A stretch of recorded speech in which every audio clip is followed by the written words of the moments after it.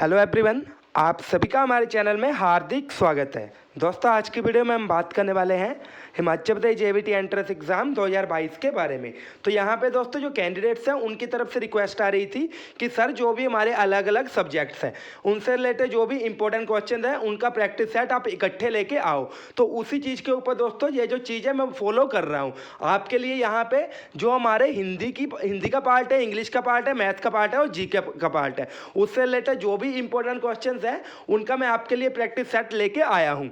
तो दोस्तों वीडियो बहुत ही ज़्यादा इंफॉर्मेटिव होने वाली है, वीडियो में शुरू से लेकर एंड तक बने रहें। तो सबसे पहले रिक्वेस्ट है, अगर आपने इंस्टाग्राम पे फॉलो नहीं किया है तो सबसे पहले जाके आप इंस्टाग्राम पे फॉलो करिए। वहाँ पे जो भी आपके क्वेश्चंस रहते हैं उनका आंसर आपको इंस्टेंटली मिल जाता है। तो यहाँ पे देखिए दोस्तों, हमारा सबसे पहले जो पार्ट है वो मैथ से रिलेटेड है। क्या लिखा गया है, 20 और 40 का हमने एलसीएम निकालना है। तो एलसीएम निकालने का सिंपल सा वे है, सबसे पहले हमने ऐसे लिख लेना 20, आफ्टर दैट हम लिखेंगे 40। ठीक है, अभी हमने इसके फैक्टर कर लेना है। जैसे सबसे पहले 2 के साथ जाएगा, ये कितना आया 20 उठ गया 10 के साथ, और जो 40 है वो कितने के साथ उड़ा 20 के साथ। इसी तरह से हम इनके फैक्टर करेंगे, दोबारा से 2 के साथ जाएगा, कितना आ गया 5 और 10। ठीक है दोस्तों, तो इसी तरह से हम इनके फैक्टर करेंगे और जो हमारे एंड में फैक्टर आएंगे उनको हम मल्टीप्लाई कर देंगे आपस में। तो इस तरह से ये जो हमारा क्वेश्चन है इसका जो आंसर आएगा वो आएगा 40। क्वेश्चन नंबर 2 है दोस्तों हमारा, श्रृंखला 1 3 5 7 में जो 25th पद है वो हमने याद करना है। जो इसकी 25th टर्म है वो हमने याद करनी है। सिंपल सा ऐसे क्वेश्चन को सोल्व करने का सूत्र है a+n-1 इंटू डी। ठीक है दोस्तों, तो यहाँ पे जो हमारा a है वो हमारा पहला पद कितना है 1। ठीक है, उसके बाद जो हमारा n है जो कि पद हमने याद करना है। अगर यहाँ पे हमने 20th पद निकालना होता तो यहाँ पे 20 आना था, तो अभी हमने 25th पद निकालना है। तो क्या आएगा हमारा 25 - 1 इंटू डी। ठीक है दोस्तों, तो ये जो हमारा डी है उसकी जगह हम कितने रखेंगे 3 - 2, जो हमारा दूसरी टर्म है और जो पहली टर्म है, इन दोनों के बीच का जो गैप है वो हम यहाँ पे डी रखते हैं। तो डी कितना आ गया 2। तो यहाँ पे आपने दोस्तों एक सिंपल सी बात याद रखनी है, जैसे ये है 1 + 25 - 1 कितना है 24। ठीक है, इंटू 2, डी हमारा कितना है 2। तो यहाँ पे आपने एक सिंपल चीज याद रखनी है, आपने सबसे पहले इन दोनों नंबर्स को मल्टीप्लाई करना है, उसके बाद ही आपने ये जो प्लस वाला है वो ऐड करना है। ठीक है, तो यहाँ पे कितना आ गया 48, 24 2 कितने आ गए 48, 48 + 1 49। उम्मीद है क्वेश्चन समझ आ गया होगा। तीसरा क्वेश्चन है, ये जो हमारे आंकड़े हैं इनका हमने मोड याद करना है, बहुलक याद करना है। तो बहुलक कौन है, जो टर्म हमारी सबसे ज्यादा आई है 6 6 6 6 यहाँ पे सबसे ज्यादा बार आया है, तो यहाँ पे आंसर क्या आएगा 6। ठीक है दोस्तों, आगे क्वेश्चन नंबर 4 है हमारा, राम ने एक फोन 1500 में खरीद कर 300 में बेच दिया, राम को हुए लाभ या हानि का प्रतिशत निकालो। तो यहाँ पे आपने एक चीज देखनी है, जो हमारा जितने में हमने चीज खरीदी है वो हमारा आ गया क्रय मूल्य। तो यहाँ पे क्रय मूल्य 1500 है, विक्रय मूल्य 300। अगर हमारा क्रय मूल्य ज्यादा हो तो हमें होती है हानि, विक्रय मूल्य ज्यादा हो तो हमें होता है लाभ। यहाँ पे क्या है, हमारा क्रय मूल्य ज्यादा है तो हमें क्या हो गया प्यारे दोस्तों, यहाँ पे हानि क्या हुई है, हानि कितने की हुई है 1200 की। ठीक है दोस्तों, 1200 की होगी हमें यहाँ पे हानि। अभी हमने परसेंटेज निकाली है, तो परसेंटेज निकालने का क्या फॉर्मूला है यहाँ पे दोस्तों, सबसे पहले हमने देखना जो हमें हानि या लाभ हुआ है, कितना लाभ हुआ है या हानि हुई है 1200। ठीक है, उसके बाद जो हमारा क्रय मूल्य है वो हम लिखेंगे 1500 डिवाइडेड करके हम यहाँ पे लिखेंगे क्रय मूल्य, और इनको मल्टीप्लाई कर देंगे 100 के साथ। इनको सॉल्व करके जो भी हमारा आंसर आएगा वो यहाँ पे आप कमेंट बॉक्स में लिखोगे। यहाँ पे मैंने आपको फॉर्मूला बता दिया। ठीक है दोस्तों, उम्मीद है क्वेश्चन समझ आ गया होगा। क्वेश्चन नंबर 5 है, अजय ने बैंक में 10,000 की राशि 12% जो ब्याज है उसकी दर से 2 साल के लिए जमा करवाई। 2 साल बाद अजय को कुल कितनी राशि मिलेगी। कुल कितनी राशि मिलेगी, इस कहने का मीनिंग क्या है कि जो आपकी राशि है वो इंटरेस्ट डाल के कितनी हो जाएगी, उसमें जब ब्याज लगेगा वो टोटल कितनी हो जाएगी। ठीक है दोस्तों, तो यहाँ पे हमारी 10,000 राशि है। सबसे पहले हमने इसका जो सिंपल इंटरेस्ट है वो निकालना है, जैसे ये मूलधन गुणा दर गुणा समय बटे 100। ठीक है, क्या आएगा, मूलधन हमारा जो प्रिंसिपल है कितना है 10,000, दर कितनी है हमारी, ये जो हमारी दर है वो कितनी है 2, और सॉरी हमारी 12 है। ठीक है, उसके बाद जो हमारा समय है वो कितना है 2, इसको हम डिवाइडेड करके हमारे 100 के साथ। ठीक है दोस्तों, इसको सोल्व करके जो भी हमारा आंसर आएगा वो आएगा हमारा साधारण ब्याज। इसको सोल्व करके जो भी हमारा नंबर आएगा उसको फिर हम क्या करेंगे, जो हमारा मूलधन है जो हमारे प्रिंसिपल है उसमें हम जमा कर देंगे, और वो हमारा निकलेगा मिश्रधन, जिसको कि हम कुल राशि कहेंगे। ठीक है दोस्तों, आगे क्वेश्चन नंबर 6 है हमारा, सबसे छोटी भाज्य संख्या कौन सी है। सिंपल सा आंसर है, मैंने आपको कई बार बताया है 2। आगे क्वेश्चन नंबर 7 है 1 से 100 के बीच जो भी भाज्य संख्याएं हैं वो आपने बतानी है कितनी है। इसका जो आंसर है आप अपने आप देखोगे। क्वेश्चन नंबर 8 है एक त्रिभुज के कोण का अनुपात 8:2:4 है, ठीक है, 8:2:4 है। तो इनके जो तीनों कोण है उनका आपने माप याद करना है। यहाँ पे कितना है 8:2:5, ठीक है दोस्तों। तो यहाँ पे सबसे पहले हमें यही पता होना चाहिए त्रिभुज के जो तीनों कोण है उनका जो माप है कितना रहता है। तो यहाँ पे मैं आपको बता दूं 180 जो त्रिभुज के तीनों कोण है उनका माप रहता है। तो सबसे पहले हम क्या करेंगे, ये जो हमारे कोण है, ठीक है, ये जो हमें रेशो दी गई है इनको हम एक्स में कन्वर्ट करेंगे। कैसे आएगा 8x + 2x + 5x किसके बराबर हो गया, ये तीनों कोणों का जो है 180। अभी हमने इनको प्लस करना 8 2 10 10 5 15 15x = 180। अभी हमने x की वैल्यू निकाली है। x की वैल्यू कैसे निकलेगी 180/15।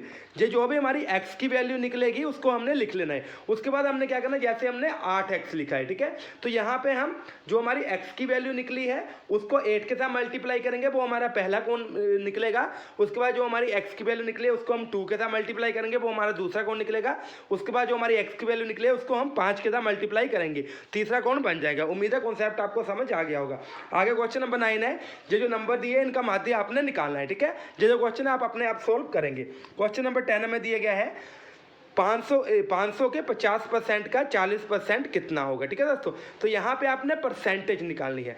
जैसे यहाँ पे जो हमारा 500 है, 500 के 50% का 40% कितना होगा। आपको पता है 500 का जो 50% है वो कितना रहता है 250। 250 का जो 40% है वो यहाँ पे आपने निकालना है। ये जो क्वेश्चन है आपने किस तरह से करना है यहाँ पे मैं आपको तरीका बताऊंगा, करोगे आप अपने आप। क्या करना है आपने, सबसे पहले 500 की 50% निकालना है, फिर वो जो आएगा 500 का 50% आएगा उसमें हमने 40% निकालना है उसका, और जो वो जो आंसर आएगा वो हमारा सिंपली आंसर रहेगा, ठीक है दोस्तों। आगे अभी हमारे पास है इंग्लिश ग्रामर का पार्ट। यहाँ पे भी हमारे 10 क्वेश्चन हैं।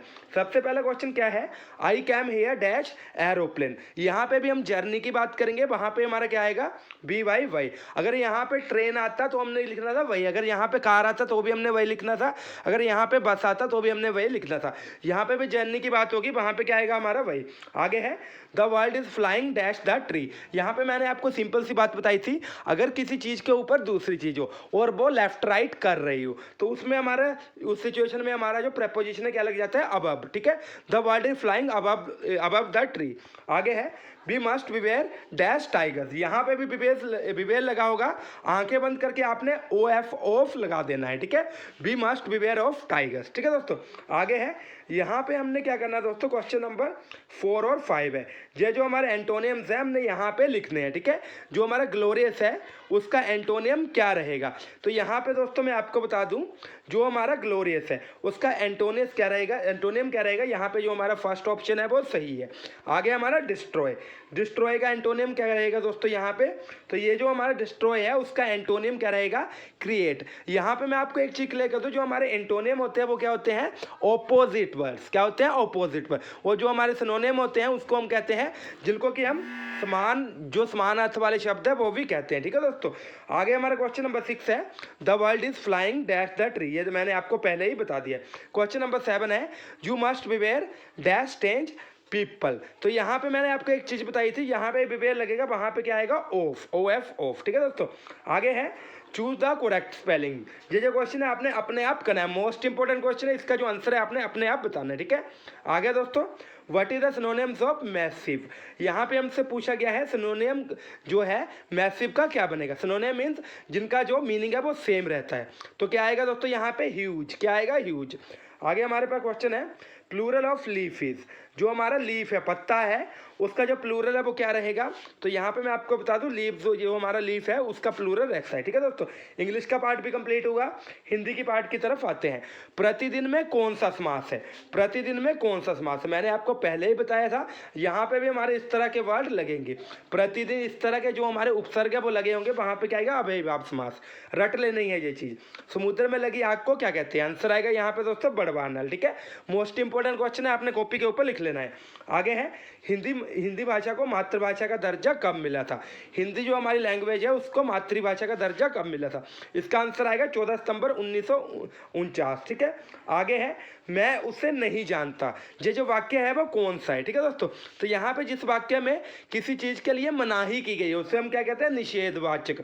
यहाँ पे जैसे धूम्रपान करना निषेध है, ठीक है, मीन्स इस चीज़ के लिए मनाही की गई है, तो जिस वाक्य में भी मनाही की गई है वो हमारा निषेधवाचक वाक्य रहता है। आगे हमारा क्वेश्चन नंबर 5 है, ये जो हमारा प है उसका उच्चारण स्थान क्या रहेगा? दोस्तों यहाँ पे थोड़ी टाइपिंग मिस्टेक हो गई है। प का उच्चारण स्थान क्या है? तो यहाँ पे मैं आपको बता दूं, आप खुद बोल के देखिए, बोल के देखिए प। जब हमने प बोला तो जो हमारे होंठ है वो मिल रहे हैं, तो यहाँ पे क्या आएगा? होंठ। ठीक है दोस्तों। क्वेश्चन नंबर 6 है, दशानन में कौन सा समास है? मैंने आपको बताया यहाँ पे भी ऐसे देवी देवताएं या इस तरह के नाम होंगे, किसी शब्द का पर्यायवाची होगा, वहाँ पे हमारा कौन सा जो समास है वो रहता है दोस्तों? तो यहाँ पे जो इस तरह का हमारा समास है उसमें ऑप्शन क्या आएगा दोस्तों? हमारा बहुव्रीहि। क्या आएगा? बहुव्रीहि। ठीक है दोस्तों, जो ये समास है हमारा कौन सा है? बहुव्रीहि। आपने यहाँ पे कॉपी के ऊपर नोट कर लेना है। क्वेश्चन नंबर 7 है दोस्तों, ऊ कौन सा स्वर है? तो यहाँ पे आपको पता है दोस्तों, ऐसे स्वर जिनको बोलने में कम आवाज है, जिनको बोलने में कम आवाज है, उनको हम कौन सा स्वर कहते हैं? ह्रस्व स्वर। ठीक है दोस्तों। आगे हमारा क्वेश्चन नंबर 8 है, इस बार हमारी फसल सिर्फ 50 किलो ही हुई, वाक्य में कौन सा विशेषण है? यहाँ पे भी इस तरह के किलो नाप नपाई की बात की गई हो, वहाँ पे क्या कौन सा हमारा जो विशेषण है वो आ जाता है? परिमाणवाचक। ठीक है दोस्तों। आगे हमारा क्वेश्चन नंबर 9 है, कचौड़ी कौन सा शब्द है? जो कचौड़ी है कौन सा शब्द है दोस्तों? हमारा देश शब्द। आगे क्वेश्चन नंबर 10 है, मीठा की भाववाचक संख्या क्या होगी? तो यहाँ पे आपको बताया जो मीठा है उसकी भाववाचक संख्या क्या रहेगी? मिठास। ठीक है दोस्तों। आगे हमारा जीके का पार्ट है, छिपको आंदोलन किससे संबंधित है? तो यहाँ पे आपको बताना चाहूँगा, पेड़ों को काटने के बचाव से संबंधित। आगे है, थॉमस कप किस केस से संबंधित है? तो यहाँ पे इसका आंसर आएगा बैडमिंटन से। ठीक है दोस्तों। कांगड़ा किले का निर्माण किसने करवाया था? तो यहाँ पे आपको बताया सुशर्मा चंद्र ने ये कांगड़ा किला है उसका निर्माण करवाया था। आगे है, देश का प्राचीनतम आइस स्केटिंग रिंग कहाँ है? तो इसका जो आंसर आएगा दोस्तों वो आएगा हमारा शिमला। ठीक है। आगे है क्वेश्चन नंबर 5, शूलिनी देवी मंदिर कहाँ पे स्थित है? इसका जो आंसर आएगा सोलन। ठीक है दोस्तों। आगे है, सुखमय जीवन पुस्तक के लेखक कौन है? इसका जो आंसर है आप अपने आप ढूंढोगे और कमेंट बॉक्स में लिखोगे। आगे है, बांटड़ा कहाँ का लोक नृत्य है? इसका जो आंसर आएगा वो आएगा दोस्तों बिलासपुर। आगे है, हिमाचल में कुल कितनी नदियां बहती है? इसका जो आंसर है वो आएगा 5। ठीक है, हिमाचल में कितनी नदियां बहती हैं? 5।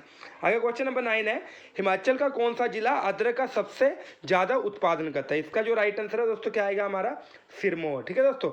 आगे हमारा जो क्वेश्चन नंबर 10 है वो है, भारत में पहली जो रेलगाड़ी है वो कब चली थी? इसका जो आंसर है ये भी आप अपने आप सर्च करके अपनी कॉपी के ऊपर लिखेंगे और कमेंट बॉक्स में बताएंगे। ये जो क्वेश्चन है मैं आपको होमवर्क के लिए दे रहा हूँ, वो इसीलिए देता हूँ ताकि आप ये जो चीज़ें हैं उनके टच में रहो। ठीक है दोस्तों, ऐसा नहीं है कि आप सोचोगे सर ने हमें ये चीज़ें नहीं बताई। इसका सिंपल सा मीनिंग है, आपने थोड़ी जो मेहनत है वो खुद भी करनी है, तभी आपका इंटरेस्ट बनेगा, तभी आपका जो सेल्फ कॉन्फिडेंस है वो रहेगा। ठीक है दोस्तों, तो उम्मीद है वीडियो इंफॉर्मेटिव लगी होगी। अगर वीडियो अच्छी लगी तो वीडियो को लाइक करें, शेयर करें, चैनल को सब्सक्राइब करें, क्योंकि देखिए दोस्तों यहाँ पे जो वीडियो है वो बनाने में मुझे बहुत ही ज़्यादा जो समय है वो लग गया है। तो यहाँ पे दोस्तों इस वीडियो को जो हमारा लाइक है वो कितने एम का जो हमारे एम है वो हम रखते हैं 500 लाइक्स का। तो आपने जो 500 लाइक है वो जल्दी से जल्दी कर देने हैं। तो दोस्तों थैंक यू, जय हिंद, जय भारत, जय हिमाचल।